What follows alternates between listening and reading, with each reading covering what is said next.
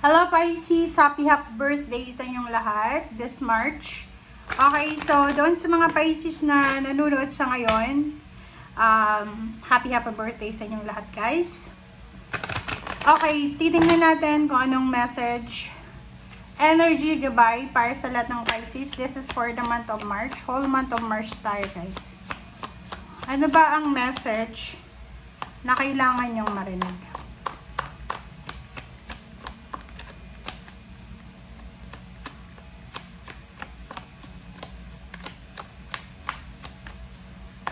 Okay.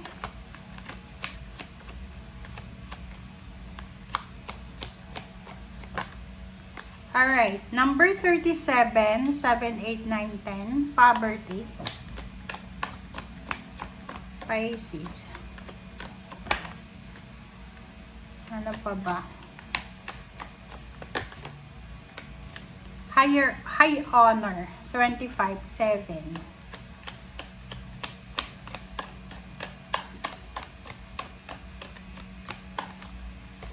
Oops. And message of concern. Number 5. Alright. Pisces. Kung makikita mo dito, marami kang pinagdaanan. Or halimbawa, pinagdadaanan. Okay? Kung may current na situation ka. Kung makikita mo, siguro marami kang mga concern sa buhay. It's either family life. Ano ba yung mga concern mo? Kasi nakikita ko sa'yo dito na marami kang mga bad news na natanggap for several months or several weeks. And dito sa 37, sinasabi ng baraha, like for example, if you are having an issue with your money, like halimbawa na loko ka, pwedeng na-scam ka ng malaking halagang pera, ninakawan ka, ganyan ganito. And siguro yun yung nagbigay sa'yo ng concern na parang nag-alala ka para sa financial mo. But for the month of March, sinasabi ng baraha sa'yo dito na you will recover from anything, from losses. So kung may mga nanloko sa'yo, na bankrupt ka sa negosyo, ganyan, or kung ano pa man na nawala sa'yo, ay posibleng this March ay matatapos na yan. So, high honor, this is all about recognition, awards, rewards, promotion. So, halimbawa lang, for the past few months, pwedeng medyo naglaylo ka sa trabaho. It's because of your health, or it's because of your relationship, it's because of your family, or it's because of circumstances na hindi mo kontrolado. And tapos na siya. Okay, so this March, parang sinasabi ng barahan na you're parang phoenix rising siya. Babangon ka sa kung ano man na paghihirap. Yung poverty naman kasi hindi naman lahat yan puro pera. Emotional poverty, psychological, parang gano'n.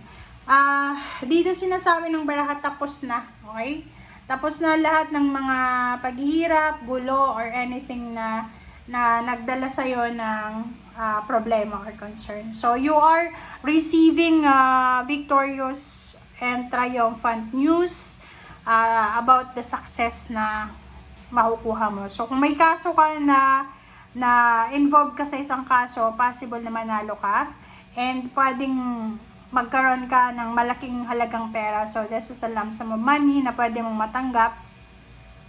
Because you panalo ka. You won. Okay? So, yun. Yun ang nakikita natin sa first 3 cards mo. Alright, Pisces.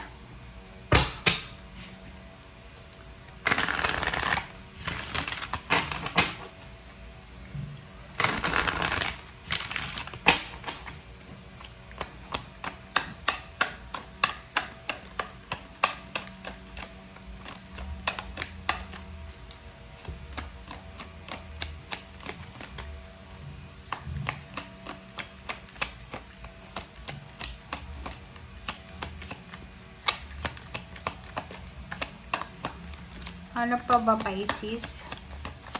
Wala nang lumalabas sa'yo, oh. Okay, Princess. You can be your own knight. So, ngayong Marso, sinasabi ng baraha sa'yo, Pisces, na siguro marami kang grudges and resentments doon sa mga taong tinulungan mo, tapos nung may problema ka, hindi mo naman sila maasahan, walang tumulong sa'yo, walang nagbigay ng lakas loob, or maybe nung time na nalaman nilang may problema ka, instead na lapitan ka nila to ask questions, mas umalis sila, parang ganon. But this March, marirealize mo na you can be your own knight. So, walang ibang sasagip sa'yo kundi ikaw lamang. Kaya, this March, ang realization mo this March is, kung masyado kang giver, siguro babawas-bawasan mo na yon. Kasi, parang na-trauma ka na. Nadala ka na eh. So, wala kang aasahan sa ibang tao, kundi sarili mo lang. Okay? So, ibig sabihin, simula ngayong Marso, huwag ka ding magtitiwala sa kung kani-kanino. Alright? Huwag kang magtitiwala sa kung kani-kanino. Okay? Walang magliligtas sa'yo, walang kakampi sa'yo, kundi sarili mo lang. Kahit nga pamilya, diba? Huwag kang masyadong magtitiwala. Kapatid, kaibigan, kapamilya, kadugo. Nako, hindi ka niyan sasaluhin. Okay? Number 14, Thorns. Okay. So, nakikita ko sa'yo dito, ayun, deserve mo na i-enjoy kung ano yung blessings na meron ka. So, if you have so much blessings na meron sa buhay, appreciate it. Diba?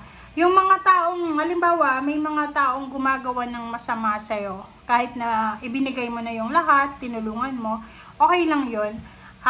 Sinasabi ng baraha sa'yo, just let go, and na-appreciate mo kung ano yung mga blessings na meron ka. Kasi yun yung importante sa ngayon.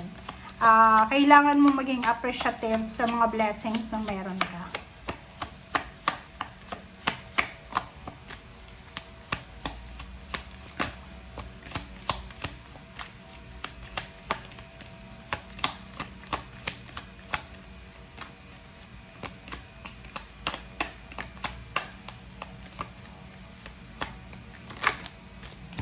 Okay, protest. OMG.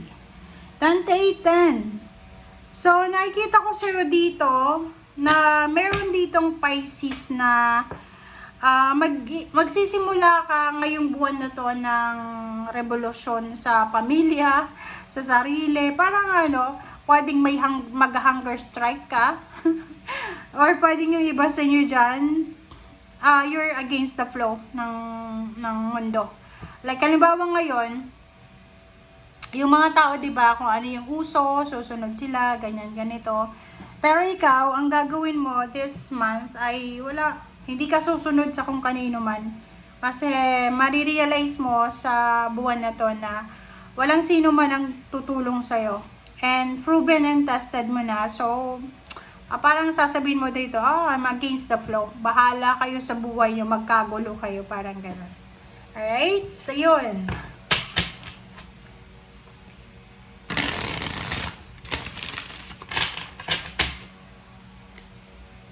Nakikita ko rin sa'yo, pwedeng sa loob ng company, sa loob ng kumpanya, business. Pwedeng ikaw ay magiging leader or team leader para sa mga concern ng bawat isa. Like, ikaw yung mag-iipon ng mga concern ng mga katrabaho mo para ipadala sa HR, ganyan, ganito.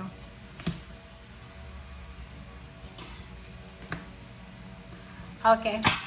High Priestess, Two of Swords, and Death card. So, ngayong buwan ng Marso, sinasabi ng baraha sa'yo dito na tapos na yung procrastination mo.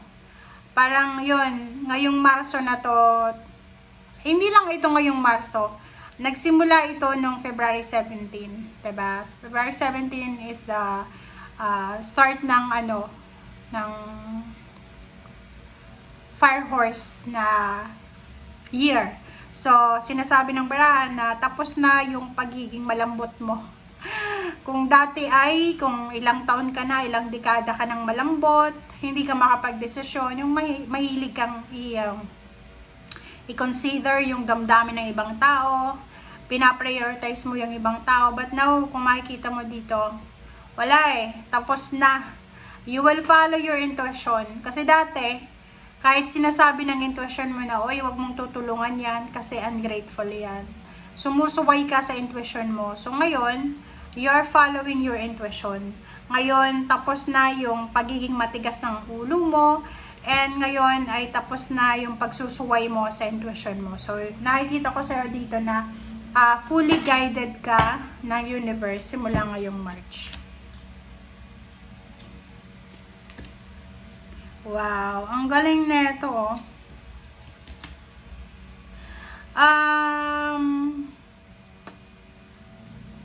Mag-iingat ka. You need to be careful, Pisces, kasi marami kang plano. You have so much plans. Queen of Swords na pwedeng mahang. It's because of other people. Like for example, ang example dito, may savings ka para sa isang bagay, like gusto mong bumili ng sasakyan. Mag-iingat ka kasi may isang tao dito na pwedeng pag-interesan yung pera mo na yan. Okay? Pwedeng pag-interesan. Yung bang halimbawa may emergency fund ka. Okay? Halimbawa may emergency fund ka, mag-iingat ka kasi pwedeng yan ay pag-interesan ng mga tao sa paligid mo. Like yung relatives mo, yung family mo. Which is, kung maiintindihan mo na yung emergency fund mo ay hindi emergency fund ng ibang tao. Kasi ikaw yung nag-ipon yan eh. So, dito sa barahang ito, may pwedeng tao dito na hihingi ng tulong sa'yo. Na yung plano mo ay pwedeng hindi matuloy. Kasi may pinaglalaanan ka ng pera mo eh. May pinaglalaanan ka ng pera mo. Tapos may isang tao dito na isasabotahin niya yung plano mo para hindi matuloy. So, you need to be careful. Kaya nga, this year, makinig ka, especially ngayong Marso, makinig ka sa intuition mo. Pag sinabi ng intuition mo na huwag kang magtitiwala sa taong yan, huwag kang magtitiwala. Okay? Kasi eto, madalas yung mga taong gumagawa ng masama sa'yo, sila yung mga pinagkatiwalaan mo. Alright? So, yun guys ang sinasabi ng baraha. Thank you. Bye!